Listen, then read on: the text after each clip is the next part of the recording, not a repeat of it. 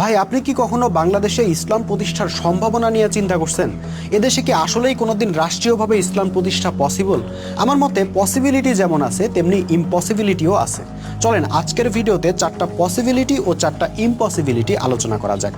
প্রথমেই পসিবিলিটি। প্রথমত, ইসলাম প্রতিষ্ঠার সবচেয়ে বড় পসিবিলিটি হইল কুরআন, যা আমাদের ঘরে ঘরে আছে, যার একটা লাইনও কেউ বিকৃত করতে পারে নাই বা বাদ দিতে পারে নাই।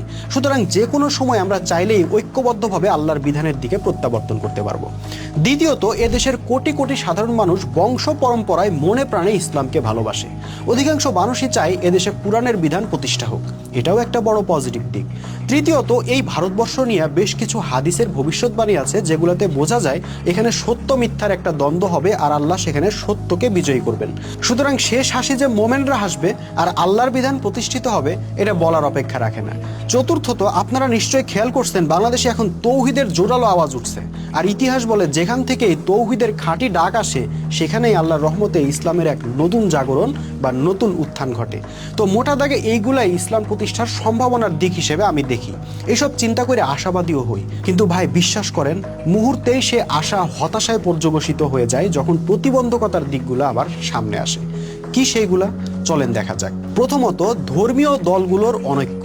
ভাই, বিশ্বের আর কোনো দেশে ইসলাম নিয়ে এমন অরাজকতা আছে কিনা আমার জানা নাই।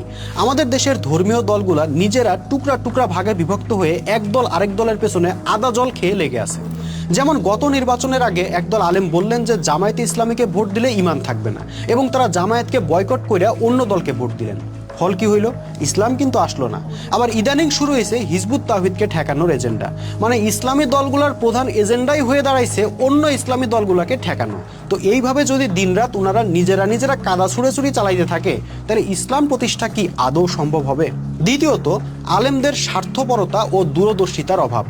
ভাই, আমাদের আলেম ওলামারা কুরআনের এই আয়াত ঠিকই পড়েন যে তোমরা আল্লাহর রজ্জুকে শক্ত করে ধরো এবং পরস্পর বিচ্ছিন্ন হয়েও না, দিন কায়েম করো এবং মতভেদ করো না ইত্যাদি, কিন্তু আফসোস সেই ঐক্যের আয়াত তারা সহি উচ্চারণে তেলাওয়াত করার দিকে যত আগ্রহী, আনুগত্য করতে মোটেও আগ্রহী না। তারা নিজ নিজ দল, মাদ্রাসা, খানকা বা মসজিদ কেন্দ্রিক নিজস্ব স্বার্থ নিয়ে ব্যস্ত। দিন প্রতিষ্ঠার কোনো সুনির্দিষ্ট ঐক্যবদ্ধ কর্মপরিকল্পনা তাদের কখনোই থাকে না। তৃতীয়ত, স্বার্থের রাজনীতি। আমাদের দেশে গণতন্ত্রের নামে যে দলাদলি হানাহানির রাজনীতি চলতেছে, অত্যন্ত দুঃখজনকভাবে রাজনীতির এই নোংরা খেলায় সেকুলারদের পাশাপাশি ধর্মীয় দলগুলো ঢুকে পড়ছে।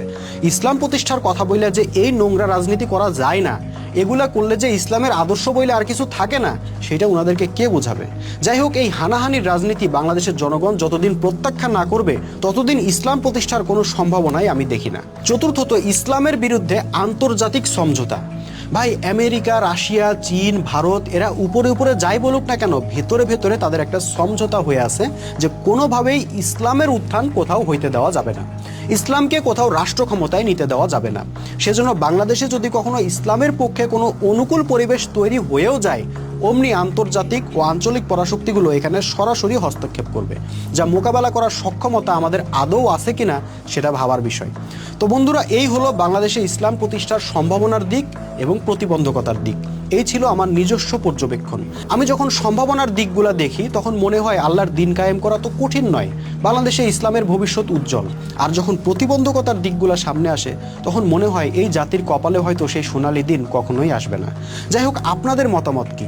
আপনারা আমার এই বিশ্লেষণের সাথে কতটুকু একমত বা দ্বিমত পোষণ করেন তা অবশ্যই কমেন্ট করে জানাবেন। সবাইকে আজকের মতো বিদায় জানাচ্ছি। আল্লাহ হাফেজ। সালামু আলাইকুম ওয়া রাহমাতুল্লাহি ওয়া বারাকাতুহু।